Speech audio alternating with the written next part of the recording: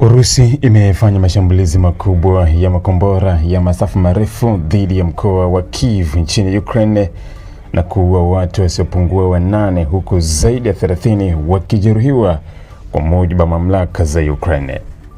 Mashambulizi hayo yalifanyika mapema hii leo Jumatatu Julai 6 mwaka 2026 ikiwa ni siku moja tu kabla ya mkutano wa viongozi wa NATO unaotarajiwa kufanyika mjini Ankara, Uturuki, ambapo vita vya Ukraine vinatarajiwa kuwa miongoni mwa ajenda kuu.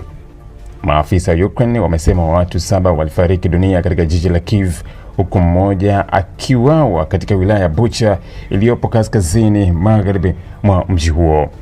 Mbali na waliopoteza maisha, zaidi ya watu 30 walijeruhiwa, baadhi yao wakipata majeraha makubwa yaliyohitaji matibabu ya haraka. Vikosi vya uokoaji, zimamoto na wahudumu wa afya vilitumwa mara moja katika maeneo yaliyokumbwa na mashambulizi, huku operesheni za kuwatafuta manusura zikiendelea katika majengo yaliyoharibiwa. Mashambulizi hayo yalisababisha hofu kubwa miongoni mwa wakazi wa Kyiv baada ya ving'ora vya tahadhari vya mashambulizi ya anga kulia mapema alfajiri. Waandishi wa habari waliokuwa jijini humo waliripoti kusikia zaidi ya milipuko 10 ndani ya muda mfupi wakati makombora yalipoanza kulenga maeneo mbalimbali.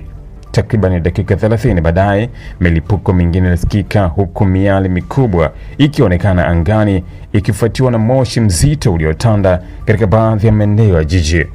Athari za mashambulizi hayo zilionekana katika maeneo kadhaa ya makazi ambapo baadhi ya majengo yaliharibiwa vibaya, madirisha kuvunjika na magari kuungua kwa moto kutokana na nguvu ya milipuko.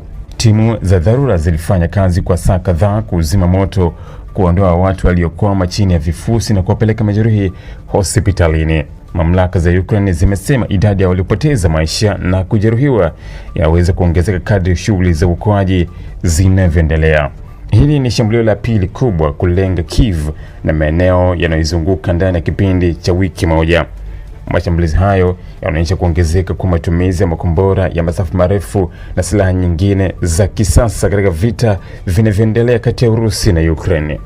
Pande zote mbili zimekuwa zikiongeza mashambulizi ya mbali katika wiki za hivi karibuni, jambo ambalo linaashiria kuendelea kwa mapigano makali licha juhudi mbalimbali za kidiplomasia za kutafuta suluhisho la vita hivyo.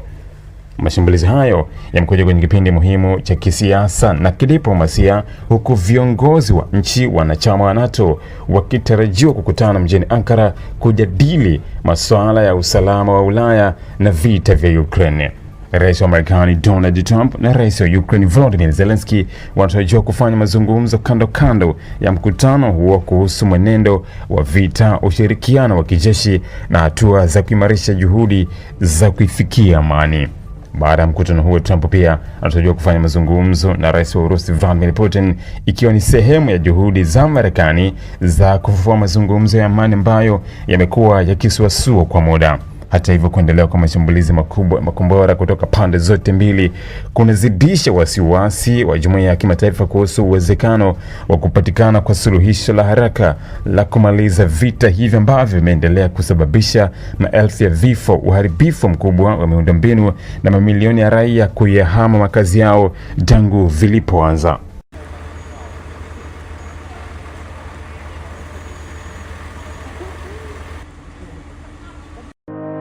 Ili kuwa mwanafamilia bora wa Global TV, usisahau kusubscribe, like, kushare na kucomment. Baada ya kusubscribe, bonyeza alama ya kengele ili kupata taarifa kwa kila video inayopanda Global TV Online.